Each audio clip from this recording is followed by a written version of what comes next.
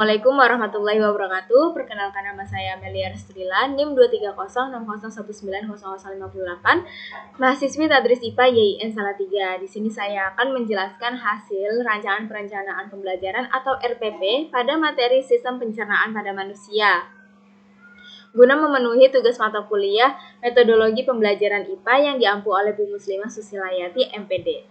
Langsung saja kita masuk ke RPP-nya. Sebelumnya saya akan menjelaskan bagian RPP yang belum direvisi dan dilanjut bagian RPP yang sudah direvisi. Langsung saja, kompetensi dasar 3.5 yang saya dapat yaitu mengenai sistem pencernaan pada manusia. Dan kompetensi dasar 4.5 yaitu menyajikan hasil penyelidikan tentang pencernaan mekanisme kimiawi. Nah, IPK-nya yaitu yang sebelum direvisi, saya mendapatkan 3 IPK, yaitu yang pertama memahami berbagai jenis bahan dan zat makanan yang ada di dalamnya, yang kedua menjelaskan fungsi makanan pada manusia, yang ketiga yaitu melakukan uji bahan makanan.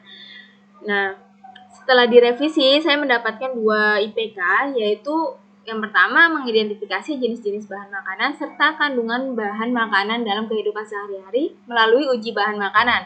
Yang kedua yaitu menjelaskan fungsi dari bahan makanan. IPK sendiri adalah garis besar yang harus dicapai oleh siswa selama pembelajaran berlangsung. Siswa diharapkan dapat memenuhi indikator pencapaian kompetensi tersebut. Nah, selanjutnya saya akan menjelaskan model pembelajaran. Nah, model pembelajaran yang saya gunakan yaitu problem based instruction, di mana tujuan pembelajaran berdasarkan masalah adalah keterampilan berpikir dan keterampilan pemecahan masalah, pemodelan orang dewasa, dan pembelajaran yang otonom dan mandiri, di mana peserta didik dituntut untuk mencari informasi secara mandiri, di mana peserta didik juga lebih aktif daripada guru. Nah, di sini saya menggunakan metode diskusi kelompok dengan percobaan diskusi kelas. Nah, saya revisi menggunakan atau menjadi diskusi dan eksperimen. Kenapa saya menggunakan eksperimen? Karena dalam pemecahan masalah di sini saya orientasi masalahnya yaitu bagaimana cara menguji bahan dan zat pada makanan dan bagaimana upaya jika menemukan zat berbahaya dalam makanan tersebut. Nah, jadi diperlukanlah metode eksperimen di mana peserta didik akan melakukan percobaan terhadap makanan tersebut.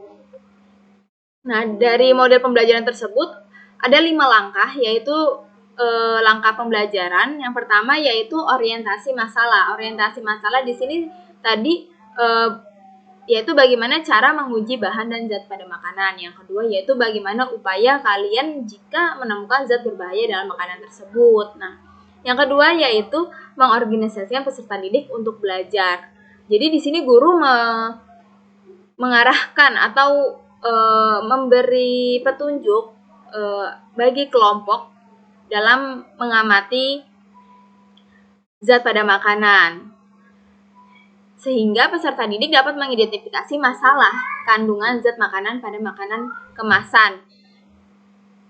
Yang ketiga yaitu membimbing penyelidikan kelompok. Guru membimbing peserta didik untuk berdiskusi tentang masalah kandungan zat pada makanan. Yang keempat yaitu mengembangkan dan menyajikan hasil karya, di mana peserta didik mempresentasikan hasil diskusi dan analisis kandungan zat makanan pada makanan kemasan yang mereka diskusikan tersebut. Nah, yang kelima yaitu menganalisis dan mengevaluasi proses pemecahan masalah. Guru mengklarifikasi hasil diskusi dan analisis peserta didik. Nah, kemudian guru dan peserta didik membuat kesimpulan dari percobaan atau eksperimen yang mereka lakukan. Selanjutnya yaitu penutup. Penutup di sini guru memberikan evaluasi terhadap hasil pembelajaran dan guru memberikan penghargaan kepada peserta didik. Memberikan peserta didik penghargaan itu yaitu guna membuat peserta didik merasa dihargai atau merasa diperhatikan gitu ya terhadap pada guru gitu. Di mana peserta didik mampu mempresentasikan atau berani mempresentasikan hasil diskusi di depan kelas gitu. Selanjutnya yaitu guru mengakhiri pembelajaran dengan memberikan tugas kepada siswa guna untuk melatih siswa setelah mempelajari materi tersebut. Nah, selanjutnya yang saya revisi yaitu alat, bahan, dan media. Di sini kan awalnya yaitu hanya gambar dan video saja. Setelah direvisi, saya menggunakan gambar, video, dan juga lembar kerja pada siswa, dan bahan eksperimen, di mana bahan eksperimen tersebut yaitu makanan kemasan yang berada di sekitar mereka. Demikian yang dapat saya jelaskan atau yang saya sampaikan. Terima kasih. Kurang lebihnya mohon maaf. Wassalamualaikum warahmatullahi wabarakatuh.